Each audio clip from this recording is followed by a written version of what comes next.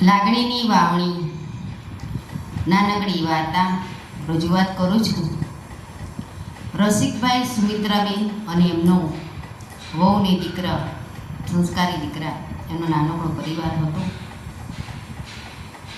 અને રસિકભાઈને એમ કે થેપલા અને ગોળ્યા સાકરવાળું દૂધ પીવાનું મન થયું. ત્યારે સુમિત્રાબેનને પ્રેમથી સુમી કહીને બોલાવતા કે સુમી, આજે તો થેપલા અને ગળ્યા દૂધ બનાવજો.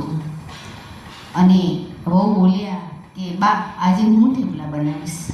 ત્યારે રસિકભાઈએ કહ્યું કે વહુ બેટા, તમે થેપલા ના બનાવતા, તમારા સાસુ થેપલા બનાવશે. ત્યારે સીમા કહે છે કે હું ક્યારે શીખીશ.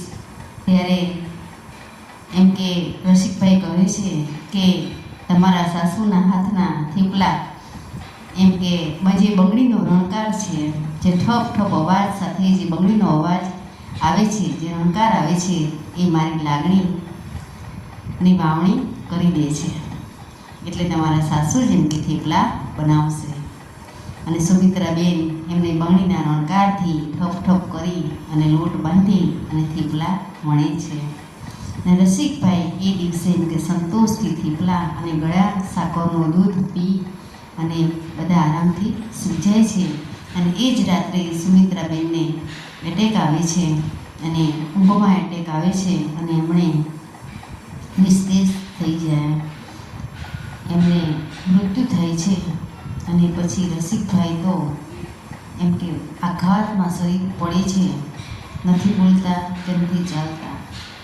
એમની આરામ ખુરશીમાં એમ કે જે આપે તે જમે, બાકી બોલતા કશું નહીં, રડતા પણ નથી. અને આજે વહુને દીકરાને ટેન્શન થાય છે કે પપ્પા બોલતા કેમ નથી, ખાતા પણ નથી અને રડતા પણ નથી. ડૉક્ટરને બોલાવે છે અને ડૉક્ટરને કહે છે કે પપ્પાને આઘાત બહુ લાગ્યો છે, હવે અમે કરીએ શું. ત્યારે ડૉક્ટર કહે છે કે અમે રડાવો. એમને જે છાતીમાં જે રડવાનો જે ડૂમો ભરાઈ ગયો છે, એ એમ કે એમને રડશે તો જ એમ કે બહાર નીકળશે, નહીંતર એમ કે પરિસ્થિતિ ગંભીર થોડી થઈ જશે. આ સાંભળી અને વહુ અને દીકરો થોડા ટેન્શનમાં આવી જાય છે. અને એ આજના આધુનિક જમાનાની એમ કે વહુ એટલે એક હાથે ઘડિયાળ પહેરે. અને પછી એ દિવસે તો સીમાએ બંગડી બે હાથે પહેરી લીધી અને પછી થેપલાનો લોટ ઠપ ઠપ કરી રણકાર સાથે એમ કે લોટ બાંધ્યો. અને વણવાના અવાજથી જે રણકાર બંગડીનો આવતો હતો, તો રસિકભાઈ એમ કે ચકડવકડ આંખો થઈ અને રસોડામાં સુમિત્રાબેનને શોધવા લાગી. પણ સુમિત્રાબેન તો હતા નહીં. અને જેવા રસોડામાં આવે છે ત્યારે સીમા એમ કે થેપલા વણતા હતા. અને રસિકભાઈ સીમાના માથે હાથ મૂકી અને બહુ જ રડે છે. એમ કે સુમિત્રા એમ કે જતી રહી અને પછી સીમા પણ ખૂબ રડે છે.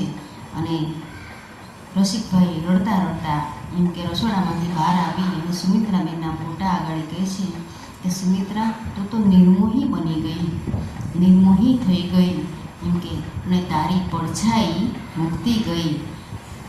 એક દીકરી સ્વરૂપે તારી પડછાઈ એમ કે મૂકતી ગઈ. એમ કરી અને રસિકભાઈ સુમિત્રાબેનના ફોટા આગળ ખૂબ ખૂબ એમ કે રડે છે. અને સીમાને બહુ અવાજ આપે છે, બૂમ પાડે છે કે સીમા દીકરા, સાકરવાળું દૂધ બનાવજો. અને સીમા પોતાની આંખ લૂછતા લૂછતા રસોડામાં જાય છે. જય શ્રી કૃષ્ણ.